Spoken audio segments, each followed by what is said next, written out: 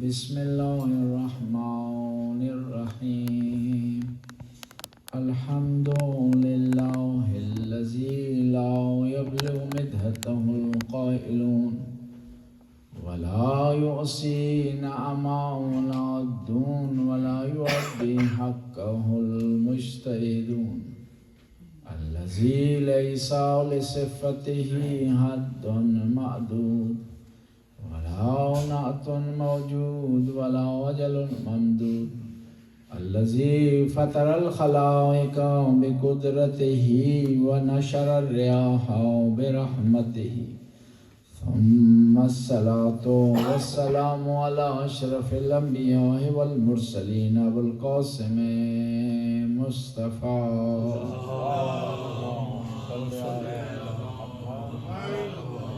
وعلى عطرته طيبين الطاهرين المعصومين المظلومين ولعنة الدائم على أعدائهم أجمعين من الآن إلى لقاء يوم الدين بسم الله الرحمن الرحيم قال الإمام حسين عليه السلام نحن أهل بيت النبوة ومعدن الرسالة ومختلف الملائكة صلوات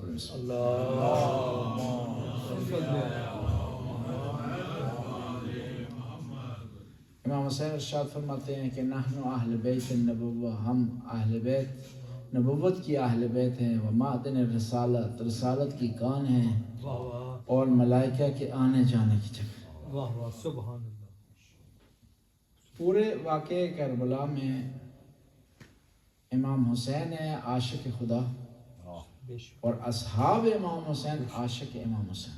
بے شک بے شک سبحان اللہ۔ بعض اوقات ہم کہہ سکتے ہیں کہ ہم آئمہ کی سیرت کو نہیں اپنا سکتے کیونکہ وہ معصوم تھے، خدا کے نزدیک تھے، جو طاقت، پاور، علم غیب، عصمت، معجزات کو نہ خدا نے انہیں عطا کی، ہمارے پاس نہیں۔ صحیح۔ لیکن آئمہ کے جو اصحاب تھے، آئمہ کے جو یار و انصار تھے، کیمپینین تھے، ان کی سیرت کو ہم اپنا سکتے ہیں۔ اور پھر آئمہ کا صحابی بننا یہ تو صحیح ہے کہ امتیاز تھا، ایک کوالٹی تھی، ٹھیک ہے، ایک اعزاز تھا، ایک فضیلت تھی، لیکن ہر کوئی بنتا نہیں تھا آئمہ کا صحابی، کیونکہ پیغمبر کا صحابی بننا آسان ہے، فضیلت ہی فضیلت، مشکلات نہیں اس طرح۔ مشکلات آئی بھی تو کوئی مسئلہ نہیں، میدان چھوڑ دیں گے، فارغ ہو جائیں گے، ٹھیک، ٹینشن نہیں ہے۔ لیکن جو امام حسین کا یا امام علی کا صحابی بنتا ہے وہ پھر میدان چھوڑتا نہیں، وہ سختیاں، مشکلات اس نے برداشت کرنی۔ بے شک بے شک۔ لہذا جو آئمہ اطہار کے صحابی تھے ان کا مقام منزلت اور ہے، دوسری ہستیوں کے جو صحابہ ہیں ان کے مقام منزلت اور ہے۔ سبحان اللہ۔ اس میں کوئی شک نہیں ہے کہ سب جو کسی بھی معصوم کا کوئی صحابی ہے نا، اس کا مقام ہے، اس کی منزلت ہے، اس کا درجہ ہے، بے شک، کیونکہ خود ائمہ نے ارشاد فرمایا۔ ہاں ان لوگوں کا معاملہ الگ ہے کہ جنہوں نے اہل بیت سے بغض کیا، عداوت کی، دشمنی کی، ظلم کی، لیکن سارے صحابہ ایسے نہیں ہیں۔ صحیح، سارے صحابہ نے، صحابہ میں ایسے ایسے لوگ ہیں، پیغمبر کے صحابہ میں جنہیں غسیل الملائکہ کہا گیا کہ ملائکہ نے ان کی شہادت کے بعد انہیں غسل دیا ہے۔ سبحان اللہ۔ یہ بڑا اعزاز ہے، اور ملائکہ کے صحابہ کا اتنا بڑا مقام ہے پیغمبر کے صحابہ کے امام زین العابدین علیہ السلام ارشاد کہ میرے نانا کے صحابی ہو، تم پر سجاد کا سلام، معصوم امام سلام بھیج رہے کہ تم نے اس وقت میرے نانا کی مدد کی جب کوئی مدد کرنے والا نہیں تھا۔ کون ہے صحابی؟ جعفر طیار صحابی ہیں، اویس کرنی جو ہے صحابی ہیں، ابو ذر غفاری صحابی ہیں، سلمان من اہل البیت صحابی ہیں۔ اتنا بڑا مقام۔ اب واقعی کربلا کی طرف آتے ہیں تو اس میں امام حسین نے قربانی دی، اور اس قربانی میں شامل ہیں امام حسین کے ساتھ ان کے ساتھی ہیں جو 70 یا 71 افراد ہیں۔ اب یہ دیکھنا ہے کہ خدا نے ان کو کیوں چنا، یا امام حسین نے ان کو کیوں چنا, ان کا انتخاب کیوں ہوا, ان میں کون سی کوالٹی تھی سبحان اللہ. جس کی بنیاد پر امام حسین نے ان کا انتخاب کیا, تاکہ وہ کوالٹی ہم اپنے اندر اجاگر کریں, سبحان وہ اس کوالٹی کو اپنانے کی کوشش کریں, تاکہ ہم بھی حسینی کہلائیں, ہم بھی امام حسین کے پیروکار کہلائیں, ہم بھی امام حسین کے فالوور کہلائیں. اور پھر جو امام زمانہ تشریف لائیں گے تو ان کے جو صحابی ہوں گے, ان کے جو کیمپینین ہوں گے, ان کے ساتھ قربانی دیں, ان میں وہی کوالٹی ہوں گی جو اصحاب امام حسین میں. بے شک سبحان اللہ. سب سے پہلی کوالٹی امام حسین کے صحابہ میں, امام حسین کے کمپینین میں, شہدائے کربلا میں وہ یہ تھی کہ ان کے سارے کام خدا کے لیے تھے. واہ واہ سبحان اللہ. سارے کام خدا, اور ہونا بھی اسی طرح تھا. کیوں کربلا میں خدا کے علاوہ کچھ ہے ہی نہیں. مال وہاں نہیں مل رہا جی, وسولتیں وہاں نہیں مل رہی, پیسے وہاں نہیں مل رہے, وہاں تعریفیں نہیں ہو رہی, ٹھیک ہے جی. وہاں پر جو ہے کوئی آپ کو بڑھاوا نہیں مل رہا. وہاں کیا ہے جی, پیاس ہے, وہاں سختی ہے جی, محاصرہ ہے وہاں پر, دشمن کا جو ہے وہ کیا ہے, دباؤ ہے, دشمن کی طرف سختی ہے. ان تین چیزیں ہیں نا, ایک یہ کہ کربلا میں سہولتیں نہیں ہیں, اس کے مقابلے میں سختی ہیں, اور جو تیسری چیز ہے نا وہ شہداء کربلا کا اعزاز ہے. کہ امام نے فرمایا الموت بینکم و بین الجنہ کنترۃ, موت تمہارے اور جنت کے درمیان پل ہے, پل ہے. اب دیکھیں کس طرح وہ خدائی احکام پر چل رہے تھے امام کے صحابہ, ان کے کاموں میں خدائیت دکھائی دیتی تھی, کوئی دنیاوی غرض نہیں تھی. جب سوال کیا ہے امام حسین نے کس سے, اپنے بھتیجے شہزادہ قاسم سے, کہ جب ہوا نا, میں امام حسین نے لسٹ بیان کی ہے, شہداء کربلا کا تذکرہ کیا شب عاشور, تو قاسم کھڑے ہوئے, کہا کہ مولا کیا میرا نام بھی شہداء میں ہے؟ تو امام نے اس سے پہلے اس کے جواب دیں ایک سوال کیا, کہا کیف تجد الموت, کہ قاسم موت تیری نگاہ میں کیا ہے؟ مثلا یہاں سے سوال کرتے شروع کریں, ہر آدمی اپنا نظریہ دے. تو کوئی خوفناک اسے موت کو کہے گا, کوئی پریشان کون کہے گا, کوئی سے کہے گا جدائی ہے اس میں, کوئی کہے گا اس میں ڈراؤنا پان پایا جاتا ہے, اس میں جو ہے وہ روح کا نکلنا بڑی اس میں سختی پائی جاتی ہے, کوئی کہے گا ہمیں پتہ ہی نہیں ہے, ہم اس وجہ سے ڈر رہے ہیں کہ موت کے بعد کیا ہوگا پتہ ہی نہیں.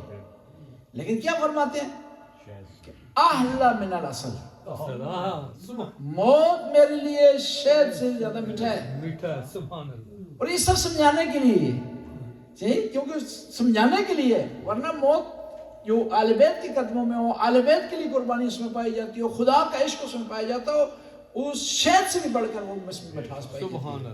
بلکہ جو آل بیت کے راستے میں مٹھاس ہے نا, وہ صرف سمجھانے کے لیے اس کے ساتھ موازنہ کی جاتا ہے شہد کے ساتھ, ورنہ اس سے زیادہ ہے. کیوں چیزیں ایسی ہو, بعض اوقات ایسی ہوتی ہیں نا, ان کو آپ توصیف نہیں کر سکتے, ان کو آپ بیان نہیں کر سکتے, ان کی آپ مثال نہیں دے سکتے.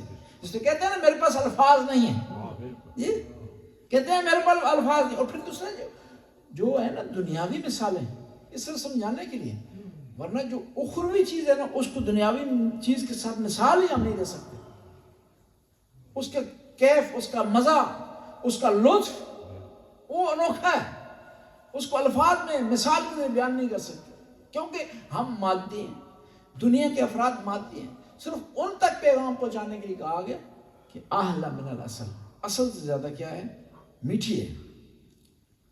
اور پھر شہداء کربلا, امام حسین نے کہہ دیا کہ آپ جا سکتے ہیں, بیعت آپ نے اٹھا لی, لیکن ان کے ذہن میں خدا تھا, جدا نہیں ہوئے امام حسین. سبحان اللہ. اخلاص کی اگر بہترین مثال ہے نا تو وہ میدان کربلا. میدان کربلا بتا رہی ہے کہ آپ کے سارے کام خدا کے لیے ہونے چاہیے. اس لیے گھبرائی نہیں, پریشان نہیں ہو, ٹینشن کا شکار نہیں ہے شہداء کربلا, پیاس کا احساس نہیں ہے, پشمانی نہیں ہوئی انہیں. ہاں انہیں میں سے کچھ لوگ تھے میدان چھوڑ کے چلے, صحیح چھوڑ کے میدان. کہتے ہیں کہ کربلا میں ایک آدمی, امام حسین نے اونٹ اس کے کرائے پر لیے تھے, مدینے سے چلے ہیں ساتھ تھا, مکے آئے ہیں ساتھ تھا, کربلا میں ساتھ تھا. عاشورہ کے دن آ گیا, اس نے کہا کہ بھئی میرا ہے کاروبار, ٹھیک ہے, میں نے اونٹ آپ کو کرایہ پہ دیے تھے، میں یہاں تک سمجھ رہا تھا کہ آپ کا معاملہ حل ہو جائے گا، میں نے دیکھا کہ معاملہ آپ کا حل نہیں ہو رہا، لہٰذا میرے اونٹ مجھے واپس کریں، میرا کرایہ بھی دیں۔ کس وقت؟ جب امام کے ارد گرد لاشیں پڑی ہوئی ہیں، امام کی کمر جھکی ہوئی ہے، پیشانی سے خون جاری ہے، علی اکبر مارا گیا ہے، قاسم مارا گیا ہے، دشمن کا دباؤ پڑ رہا ہے، امام کے اونٹ خشک ہیں۔ اس عالم میں ایک آدمی آ جاتا ہے نا تو اس میں انسانیت نہیں ہے جی، مسلمان تو دور کی بات ہے، انسانیت نہیں اصل جی۔ تو امام نے کہا کہ اگر ہو سکے تو ٹھہر جا، تھوڑی دیر بعد یہ خیموں کو آگ لگ جائے گی، بیویوں کے پردے چھن جائیں گے، تو میں گارنٹی دیتا ہوں میرے نانا تیری شفاعت کریں گے۔ میں نے کہا نہیں، میرا کاروبار ہے، میں نے ان چیزوں سے کوئی لین دین نہیں۔ پھر اس قسم کے آدمی کے سامنے کوئی اس قسم کی بات کرتا ہے نا تو اس کے زخموں پر کیا ہے؟ نمک ہے جی، حوصلہ بھی دیتا ہے۔ دیکھیں نا جب حبیب ابن مزار انٹر ہوئے نا تو امام خوش ہو گئے جی، علی اکبر نے نعرہ لگایا، قاسم نے نعرہ لگایا، حالانکہ ایک آدمی کے آنے سے کوئی فرق نہیں پڑنے والا جی۔ امام کی آنکھوں میں آنسو ہیں تو کہتا نہیں مجھے چاہیے۔ پھر امام نے اس کو پیسے دیے، ڈبل پیسے دیے، اونٹ اس کے حوالے کیے، جو اونٹ اس کے ٹریجڈی میں مارے گئے تھے اس کے بدلے میں اونٹ دیے اس کو، اور پھر محفوظ راستہ اس کو دکھایا۔ یعنی اس کا پتہ ہے، اس سے پتہ چلتا ہے کہ امام کو محفوظ راستوں کا علم تھا، نکل سکتے تھے لیکن نہیں چاہتے تھے کہ اسلام کو اکیلا چھوڑ کر نکل جائے، لیکن نہیں چاہتے تھے کہ خود نکل جائیں، اسلام پھنس جائے، نانا کا دین پھنس جائے، خود آسانی اختیار کر لیں لیکن میرے نانا کی محنت ضائع ہو جائے۔ اس لیے تو فرمایا ان کان دین محمد لم یستقم الا بقتل یاسین وخزین، اگر نانا کا دین نہیں بچتا نا میری شہادت کے بعد آؤ تلواروں حسین پر ٹوٹ پڑا۔ یہ نماز آپ پڑھ رہے ہیں نا، یہ روزے آپ جو رکھ رہے ہیں نا، یہ آپ کے پاس جو حلال و حرام میں جو فرق پتہ ہے آپ کو، جو محرم اور ناہر محرم کا خیال کا پتہ ہے، یہ حسین کی اس قربانی کا نتیجہ ہے۔ جب بھی نماز پڑھیں تو حسین کا شکر ادا کریں، یہ سجدہ آپ جو کر رہے ہیں نا یہ حسین کے سجدوں کی وجہ سے بچا ہے۔ سبحان اللہ، سبحان اللہ، سبحان اللہ۔ امام نے محفوظ راستہ اس کو دکھایا۔ اب یہ میدان سے نکل گیا، پیسے اس کے پاس ہیں، اونٹ اس کے پاس، راستے میں ڈاکوؤں نے اس پر حملہ کیا، حملہ کرنے کے بعد اس کو قتل کر دیا، اونٹ بھی اس کو اٹھا لیے، پیسے بھی اس کو اٹھا لیے، مارا گیا۔ میں آپ سے پوچھتا ہوں یہ بھی مارا گیا، حبیب ابن مظاہر بھی مارا گیا، چاہیے یہ بھی مارا گیا، اور بھی مارا گیا، یہ مارا گیا، مسلم بن عوسجہ بھی مارا گیا۔ لیکن اس کے مرنے میں اور مسلم بن عوسجہ کے مرنے میں زمین و آسمان کے فرق ہے، وہ مرا نہیں، زندہ ہو گیا۔ من مات علی حب عالم، جو اپنے آپ کو قربان کر دے اہل بیت کی محبت کے لیے، وہ کیا ہے؟ جنتی ہے، وہ شہید ہے۔ مسلم بن عوسجہ کی بات آئی تو بڑی عجیب منظر، جب میدان میں انٹر ہوئے نا عجیب منظر پیش کیا مسلم بن عوسجہ نے جی۔ اس کربلا کے شہداء کے منظر کو بار پر بیان کیا جانا کم ہے، بے شک بے شک، لا رہے۔ مسلم بن عوسجہ ان کی عمر تقریباً روایات بتاتی ہیں 90 سال سے زیادہ تھی اس ٹائم کی یہ عمر جی ہے، اور ان کی کمر جھکی ہوئی تھی، اور آنکھوں کی یہ پلکیں ہیں نا یہ گر چکی تھی، دکھائی نہیں دیتا تھا۔ انہوں نے کربلا میں 2 کپڑے منگوائے، عصا منگوایا اور تلوار منگوائی، 2 کپڑے ایک کمر سے باندھا کہ سیدھے ہو گئے کہ دشمن نہ سمجھے کہ میدان میں حسین کا جو عاشق آ رہا ہے نا یہ بوڑھا ہے، نہ سمجھے۔ کپڑا باندھا سیدھے دکھائی، تو دوسرا کپڑا آنکھوں پہ باندھا تاکہ آنکھیں جی وہ نیچے نہ گر جائیں، ان کو اٹھانے کے لیے دیکھنے کے لیے ہاتھوں کا استعمال نہ کرنا پڑے۔ کپڑے کو باندھا ہے اور ایک ہاتھ میں عصا، ایک ہاتھ میں تلوار ہے۔ کسی نے پوچھا مسلم تو اس حالت میں کس لیے آیا ہے؟ لڑ نہیں سکتا تھا؟ انہوں نے کہا بتانے کے لیے آیا ہوں کہ فاطمہ کا لال حق پر ہے، نعرہ حیدری۔ مجھے پتا ہے کہ میں لڑ نہیں سکتا ہوں، میں ان جنگجوؤں کا مقابلہ نہیں کر سکتا ہوں۔ ایک بوڑھا آدمی کمر اس کی جھکی ہوئی، ہاتھ میں عصا لیے ہوئے، 420 افراد کا مقابلہ کر رہا ہے۔ 30,000 کے مقابلے میں 72 اگر ہونا تو فی آدمی کے مقابلے میں 420 سے زیادہ ہوتے ہیں۔ مقابلے میں وہ آیا ہے بتانا کے لیے کہ شیعہ کو کبھی حوصلہ نہیں ہارنا چاہیے، کوئی آپ کو طنز کرتا ہے، شیعہ کہتا ہے، کالا لباس پہننے والا کہتا ہے، زنجیر مارنے والا کہتا ہے، عزاداری کرنے والا کہتا ہے، تو آپ نے پریشان نہیں ہونا کہ آپ مسلم نوسیہ کے نقشے قدم پر چلنے والے ہیں۔ دیکھیے اس عالم میں کیا مسلم نوسیہ کو جان پیاری نہیں تھی؟ پیاری تھی جی۔ ان کے بچے نہیں تھے، گھر میں بچے تھے، کاروبار تھا ساری چیزیں جو جس سے انسان ڈرتا ہے نا کہ میدان میں نہ جائے، حق کی بات نہ کرے، سچ کی بات نہ کرے، وہ سارے معاملات مسلم نوسیہ کے ساتھ بھی تھے، لیکن وہ سب کچھ قربان کر رہے تھے امام حسین پر، بے شک سب کچھ قربان کر رہے تھے دین پر۔ یہ ہمیں بتاتا ہے کہ ہمیں کبھی بھی جو ہے نا دین کو قربان نہیں کرنا چاہیے، منافع کی خاطر جھوٹ نہیں بولنا چاہیے، منافع کی خاطر جو ہے وہ کم ناپ و تول میں کم نہیں کرنا چاہیے، منافع کی خاطر کیا ہے ہمیں سچائی کا دامن نہیں چھوڑنا چاہیے۔ میدان میں داخل ہوئے نا، شہید ہو گئے، کہتے ہیں کہ زہیر کہن ان کے پاس گئے، کہا کوئی آخری وصیت ہو، جی وصیت ہو بتائیں، میں پوری کر سکتا ہوں آپ کے لیے، اور قربان جاؤں زہیر کہن پر بھی دیکھیں نا، صحیح چلے گئے، لاش کو اٹھا لیا، کوئی آرزو، اور انہوں نے بھی نہیں کہا۔ اس حالت میں جو اگر کوئی آرزو کرتا، سب سے پہلی آرزو اس کی ہوتی کہ مجھے پانی دیا جائے، 3 دن کے پیاسے ہیں، اور جب بدن سے خون نکل جائے نا پیاس میں اضافہ ہو جاتا ہے، جی بدن میں خون نکل جائے تو پیاس میں اضافہ ہو جاتا ہے۔ کہتے ہیں شہدائے کربلا کہ سر جب کاٹے گئے جب تک نہیں دفنائے گئے ان کے ہونٹ خشک تھے۔ کہتے ہیں ان ظالموں نے کیا کیا، سروں کو کاٹنے کے بعد یہ دھونے کے لیے لے گئے ہیں نیر فرات پر، تاکہ ہم جب پیش کریں تو ایک اچھا سر پیش کر سکیں انعام لینے کے لیے۔ کہتے ہیں دھو رہے تھے، ہونٹ پھر بھی ان کی خشکی ختم نہیں ہو رہی، اتنا پیاس جیسے غلبہ ہو گیا۔ مسلم میں نے زہیر نے پوچھا کہ کوئی آپ کی آرزو خواہش ہو، اشارہ کیا امام کی طرف کہ میرے بعد ان کا ساتھ نہیں چھوڑنا، ان کا خیال رکھنا ہے۔ ایک اور امام کے صحابی ہیں شب عاشور کو امام نے نا کہا کہ آپ لوگ چلے جائیں، کھڑے ہو گئے، کہا مولا کیا کون سی بات آپ نے کر دی، کہاں جائیں آپ کو چھوڑ کر، آپ کے بعد دنیا رہنے کے قابل نہیں، آپ کے بعد ہم رہیں، یہ وفا ہماری یہ اجازت نہیں دیتی۔ کہا مولا یہ میری تلوار ہے نا، یہ میرا نیزہ ہے، میں اس کو چلاؤں گا، یہ اب میرے ہاتھ سے گر گیا نا، ٹوٹ گیا نا، تو میں خالی ہاتھ سے لڑوں گا، لیکن آپ کا ساتھ نہیں چھوڑوں گا، اور کبھی بھی گھبراؤں گا نہیں، دشمن سے پیچھے نہیں ہٹوں گا۔ یعنی یہ شہدائے کربلا کی یہ کوالٹی تھی، شہدائے کربلا یعنی خدا کے لیے وہ لڑ رہے تھے۔ دوسری کوالٹی شہدائے کربلا کے درمیان تھی جو ہونی چاہیے، وہ حق کی پہچان۔ امام جعفر صادق علیہ السلام ارشاد فرماتے ہیں،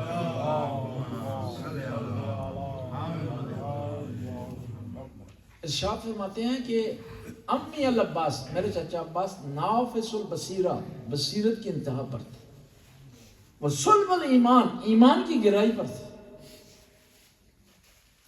دیکھیں نا شہداء کربلا کو کہاں سے پتہ چلتا ہے کہ وہ کتنے بصیرت پر تھے؟ اس میدان سے نکل کر آئے جہاں 1.5 لاکھ آدمی حج کر رہا تھا، متاثر نہیں ہوئے، احرام کی لباس سے متاثر نہیں ہوئے، اللہم لبیک سے متاثر نہیں ہوئے، ورنہ ظاہری طور پر دیکھتے ہو یہ لوگ بھائی جا رہے ہیں، یہ لوگ جا رہے ہیں اس طرف، یہاں حج ہو رہا ہے، اللہم لبیک ہو رہا ہے، طواف ہو رہا ہے، سعی ہو رہی ہے، حجر اسود ہے، صفا و مروہ ہے، مقام ابراہیم ہے، عرفات ہے، جو ظاہری طور پر دیکھتا ہے عبادت کو متاثر ہو جاتا ہے، ڈر جاتا ہے، لیکن شہداء کربلا کیونکہ بالیت ہے، امام حسین کو معرفت رکھتے تھے، جو ہے بصیرت رکھتے تھے، ذرا برابر جو ہے متاثر نہیں ہوئے، وہاں اس طرف چلے ہیں جہاں دین کا امام اس طرف چل رہا تھا۔ اس کا مطلب ہے ظاہری عبادت اور ہوتی ہے اور باطنی عبادت اور ہوتی ہے۔ میں آپ سے پوچھتا ہوں وہ 1.5 لاکھ افراد وہ کامیاب ہوئے یا یہ 72 کامیاب ہوئے؟ 72 کامیاب ہوئے۔ وہ ظاہری عبادت کر رہے تھے، یہ کیا ہے معرفت کی عبادت کر رہے تھے۔ اسی وجہ سے کبھی کثرت پر نہ جائیں، کثرت میں کون ہے، اکثریت کس کی ہے، کون جو ہے وہ ماتھے ٹیک رہا ہے، کون بار بار سجدے کر رہا ہے۔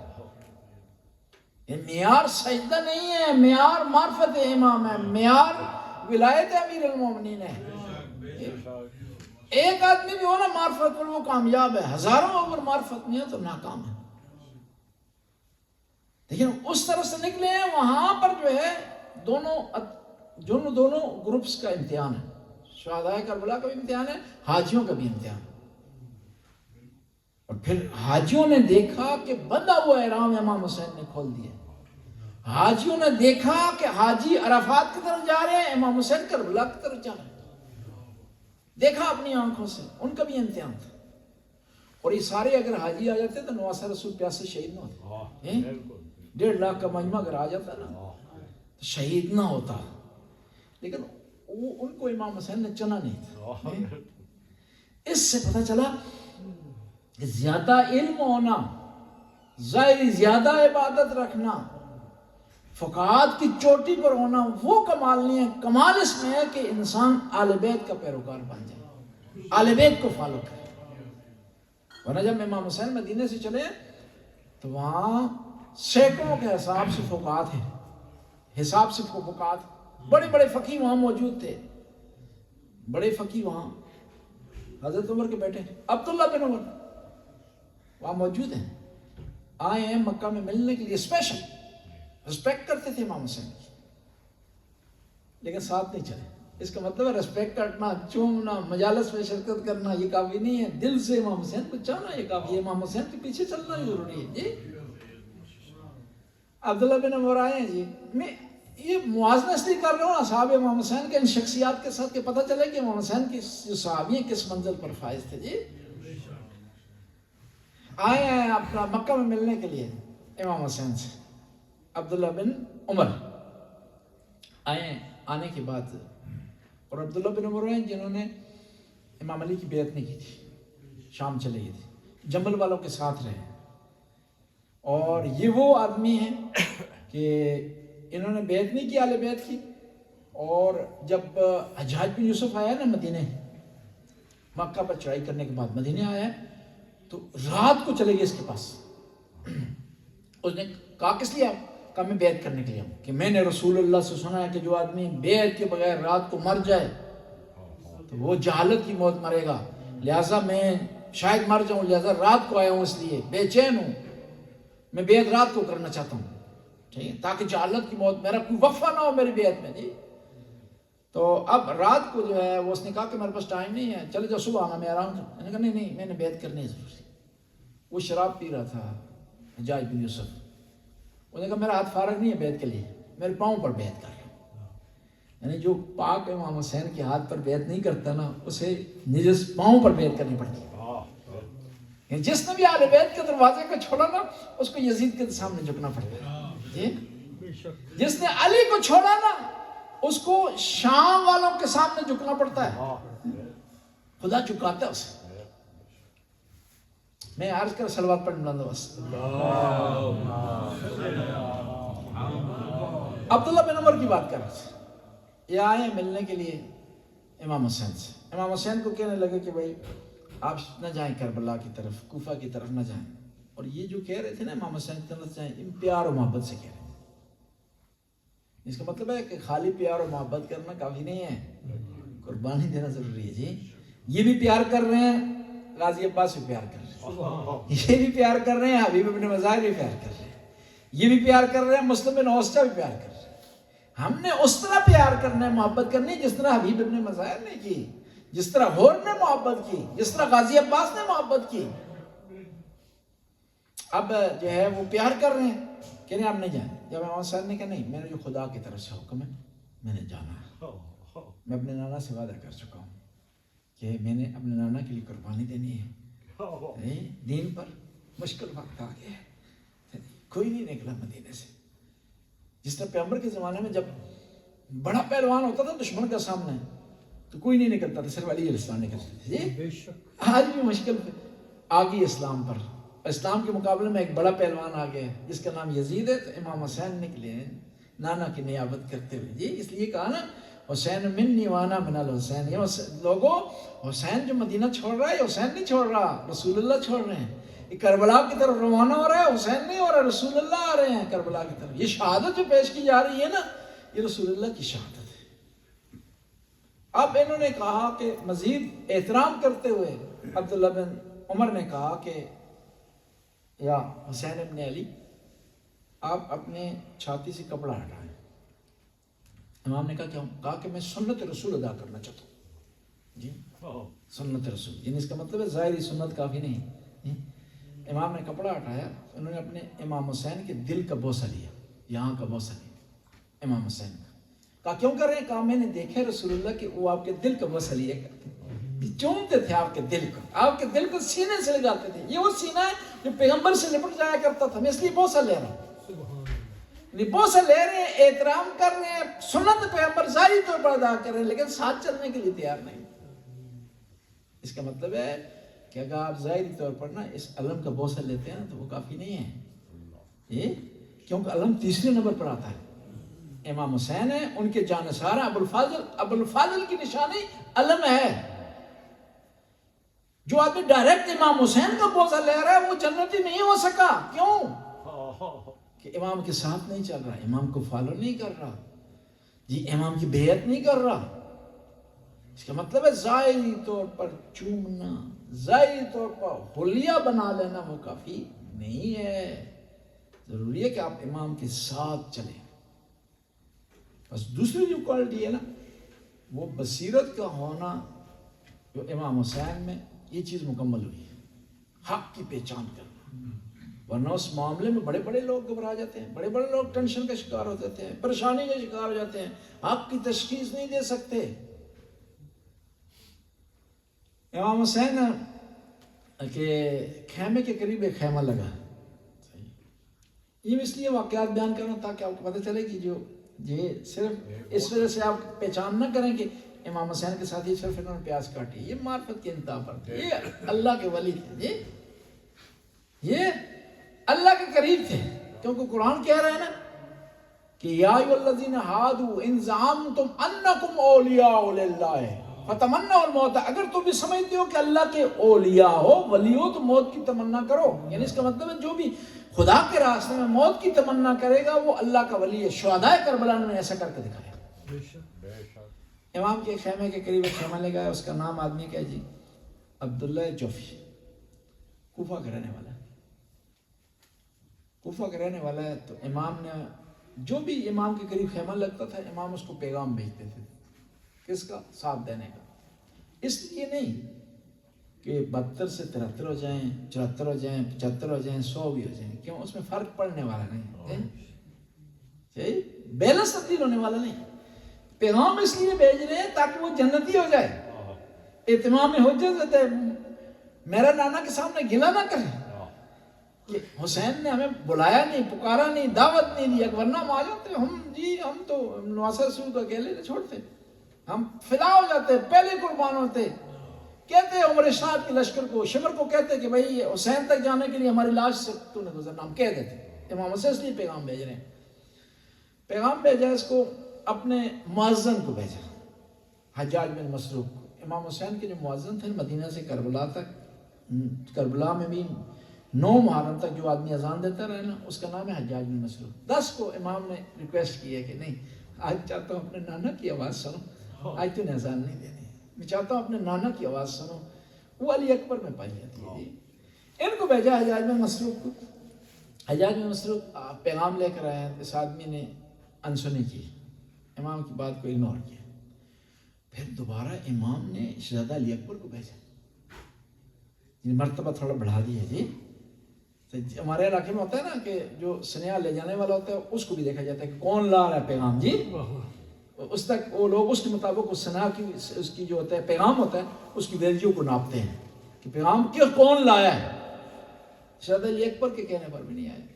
اور امام نے جان بوجھ کے شہزادہ علی اکبر کو بھیجا ہے. جی ورنہ ابو الفاضل کیونکہ پیغمبر کا چہرہ ہے، پیغمبر کی آواز ہے، پیغمبر کی طرح چل رہے ہیں، پیغمبر کی طرح اٹھ رہے ہیں. جی جان بوجھ کے بھیجا اس کو. پھر اس کے بعد جب نہیں آیا امام خود چل کر گیا اس کے پاس.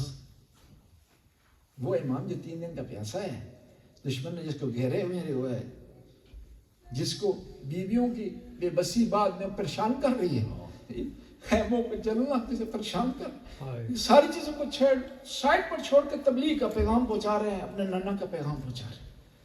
خود چل کر آ گئے امام حسین. کہا کہ تمہیں پتہ ہے تمہیں کون ہو؟ کہا میں آپ کو پہچانتا ہوں، بلکہ میں کوفہ سے اس لیے باہر آیا تھا، میں سنا تھا وہاں آپ آ رہے ہیں، اس لیے میں وہاں سے آ گیا تھا، آپ یہاں بھی آ گئے، یعنی یہ بات کر رہے ہیں، ساختہ ہے بات، لیکن نواسہ رسول اگنور کر رہے ہیں دین کی خاطر، شریعت کی خاطر. جی کتنے دکھ کی بات ہے کہ آدمی اتنی بڑی ہستی کو، نواسہ رسول کو، پیغمبر کے دوش پر سوار ہونے والی شخصیت کو یہ کہے کہ میں تم سے بھاگ رہا تھا، تم سے جان چھڑا رہا تھا، تم یہاں بھی میرے پاس آ گئے. کہا میں نے سنا تھا کہ آپ کوفہ میں آ رہے ہیں، میں جھگڑے سے بچنے کے لیے یہاں آیا ہوں. پھر بھی نواسہ رسول نے اگنور کیا، آنسوں سے بھر گئی آنکھیں نواسہ رسول کہ نانا کی امت کیا کر رہی ہے، میں انہیں جہنم سے بچا رہا ہوں، دوزخ سے بچا رہا ہوں، یہ سلوک کر رہے. پھر جب امام نے اصرار کیا تو پتہ اس نے ایک آفر کی امام کو، کہا کہ آپ نواسہ رسول ہیں، آپ کا بیٹا بھی آیا ہے، فرزند بھی آیا ہے، صاحبزادہ آیا ہے، آپ نے مؤذن کو بھیجا ہے، آپ ایک اور کام کریں، آپ کو نہ بھی نہیں کہتا ہوں، جاتا بھی نہیں ہوں آپ کے، آپ یہ میرا گھوڑا لے جائیں اور میری تلوار لے جائیں. اور کہنے لگا یہ گھوڑا اتنا چابک ہے، اتنا جو ہے وہ سمارٹ ہے کہ ابھی تک جو ہے جس کسی کے پیچھے میں دوڑا ہوں اس کے ذریعے وہ بھاگ نہیں سکا مجھ سے، اور جس کسی سے میں بھاگا ہوں مجھے پکڑ نہیں سکا اس گھوڑے کی وجہ سے. لہذا یہ لے جائیں، میری طرف سے شرکت ہو جائے. جی جس سے ہوتا ہے نا بعض لوگ ماتم عبادت میں توجہ نہیں دیتے، نیاز دے دیتے ہیں جی کہ ہماری طرف سے یہ شرکت ہو جائے گی، پیسے دے دیں گے سارے مسئلے حل. ایسا نہیں. امام نے کہا اگر نہیں آ رہا تو مجھے تیرے گھوڑے کی ضرورت نہیں ہے، تیری تلوار کی ضرورت ہے. یعنی جو ہم نیاز دیتے ہیں، نظر دیتے ہیں، یہ جو خدمت کرتے ہیں امام کی بارگاہ میں، امام کو اس کی ضرورت نہیں ہے، یہ ہم اپنے لیے کرتے ہیں جی، اپنا مقام بڑھانے کے لیے. امام جانے لگے، ایک جملہ امام نے ارشاد فرمایا، تاریخی جملہ اس آدمی کے لیے.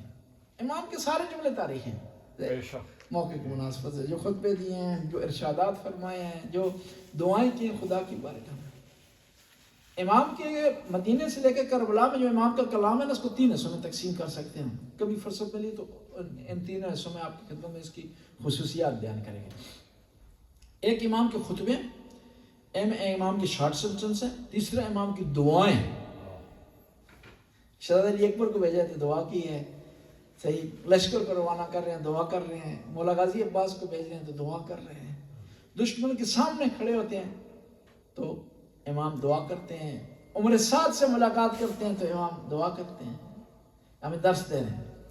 امام نے تاریخی جملہ ارشاد فرمایا، کہا اگر تو میری مدد کے لیے نہیں آنا چاہتا نہ، لیکن ایک مہربانی کر. دیکھیں پھر بھی مہربانی کر رہے ہیں نواسہ رسول جی، کتنی عظیم شخصیت، پھر بھی مہربانی کر، مہربانی کر تو اس میدان سے دور ہو جا. کہا یمنا رسول اللہ کیوں؟ کہا کہ عاشورہ کے دن میں آواز کروں گا، مدد کے لیے پکاروں گا، جن کانوں پر پڑے گی نا وہ اگر نہیں آئیں گے نا تو خدا جہنم ان پر واجب کر دے گا، دوزخ کے وہ حقدار بن جائیں گے. لہذا مہربانی کرتا کہ تم جہنمی نہ ہو، اس میدان سے دور ہو جاؤ. کہا وہ کیا دعا کہ کون سی آواز بلند کرے؟ کہا میں کہوں گا حل من ناصر ینصرنا، حل من ذاب یذب عن حرم رسول اللہ، حل من مغیث یغوثنا. کوئی ہے جو ان شہزادیوں کے پردوں کی حفاظت کرے؟ کہتے یہ جب کہا نا امام نے، خیموں سے رونے کی آواز سے بلند ہو گئی. بی بی زینب دروازے پر آ گئی کہ بھائیا تو نے کہا کہ کوئی ہے شہزادیوں کی پردوں کی حفاظت کرے، کیا اتنا مشکل وقت آ گیا ہے کہ ہمارے پردوں تک بات آ جائے گی، ہمارے خیموں تک بات آ جائے گی؟ بیویوں نے رونا شروع کر دیا. امام حسین پلٹے، کہا بیویوں نہ رو، تم نے ابھی بہت زیادہ منزلیں طے کرنی ہے، تم نے ہر جگہ رونا ہے. جب خیمے جلیں گے تم نے رونا ہے، شام غریبوں ہوگی تم نے رونا ہے، جب تمہیں حاضر کیا جائے گا ملعونوں کے درباروں میں تو تم نے رونا ہے. خاص طور پر اشارہ کیا سکینہ نہ رو. جب امام حسین منع کر رہے تھے سب کو نا کہ نہ روئیں، بی بی زینب کو منع کیا، ام کلثوم کو منع کیا، ایک ایک بی بی کو منع کیا، لیکن جب نگاہ پڑی نا بی بی سکینہ پر، بی بی سکینہ کے رونے کو دیکھ کر کے امام برداشت نہیں کر، زمین پر بیٹھ کے ہزاروں قطار رونا شروع کر دیا. امام کے ایک ساتھی کا تذکرہ کرتے ہیں آپ کی خدمت میں. بسم اللہ. ان کا نام ہے جون. یہ حضرت ابوذر کے غلام تھے اور ابزہ میں جلاوطی نے انہوں نے کاٹی ہے، ابو ذر کے ساتھ پیاس کاٹی ہے، مشکلات کاٹی ہے، پردیس انہوں نے کاٹا ہے، غربت انہوں نے کاٹی ہے، اور حضرت ابو ذر کی شہادت کے بعد امام حسن کے پاس آ گئے ہیں، یہاں خدمت کرتے رہے ہیں، پھر امام حسین کے پاس آ گئے ہیں، اور ساتھ چلے ہیں کربلا میں، مدینہ سے مکہ آئے، مکہ سے کربلا میں ساتھ آ گئے۔ جب امام کے ایک ساتھی شہید ہو گئے تو یہ آ گئے امام کی خدمت میں، کہا مولا مجھے اجازت دے، میں اپنے آپ کو قربان کرنا چاہتا ہوں۔ کہا کہ جون تو نے بڑی خدمت کی ہے، حضرت ابو ذر کی خدمت میں رہا، مشکلات تو نے برداشت کی، ابھی تیری آسانی کا وقت ہے، میں تجھے آزاد کرتا ہوں، تو یہاں چلا جا۔ کہا مولا میں نہیں جانا چاہتا ہوں، کیا آپ نہیں چاہتے کہ میں سرخرو ہوں، آپ کے نانا کے سامنے شفاعت حاصل کر سکوں؟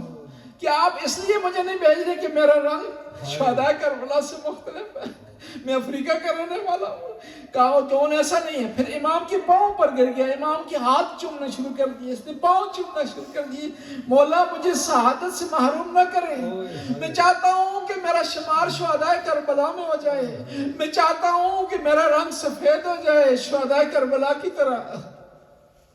کہتے ہیں کہ امام حسین نے ان کو دعا دی اور میدان کی طرف روانہ کی کہ خدایا اس کے چہرے کو سفید کر دے اور اس کی جنازے سے خوشبو جاری کر دے، اس کی لاش سے خوشبو جاری کر دے۔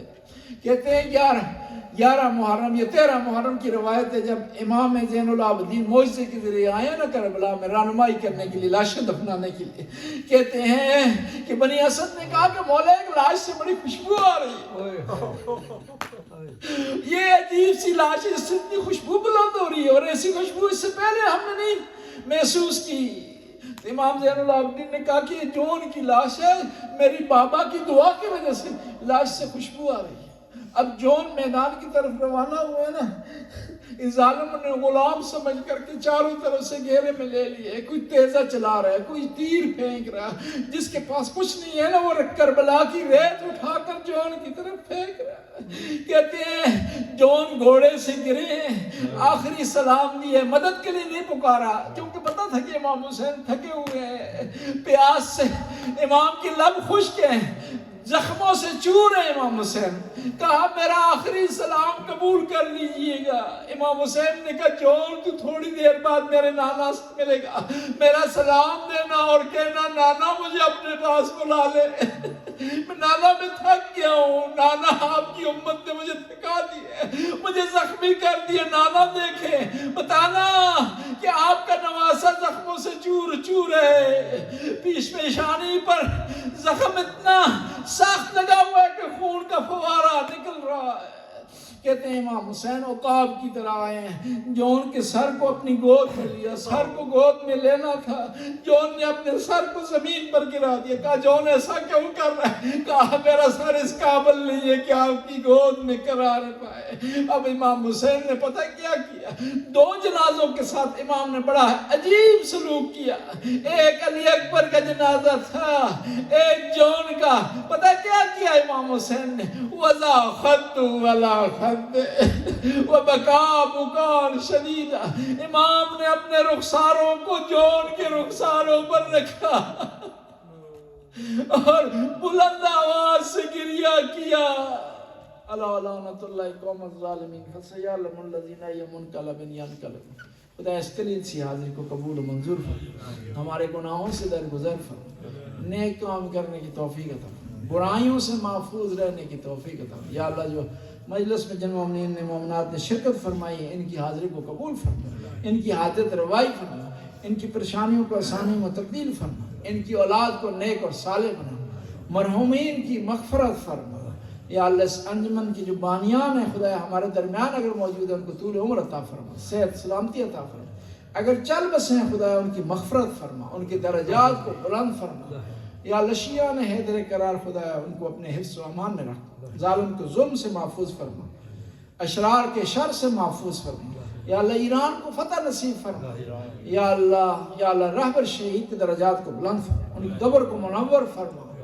خدا زمانے کے امام کے ظہور میں تعجیل فرما، ہمیں امام کے انصار میں سے قرار دے۔ ربنا آتنا فی الدنیا حسنہ وفی الآخرۃ حسنہ وقنا عذاب النار۔ اللہم صلی علی محمد۔ ماتم حسین، یا حسین، یا حسین۔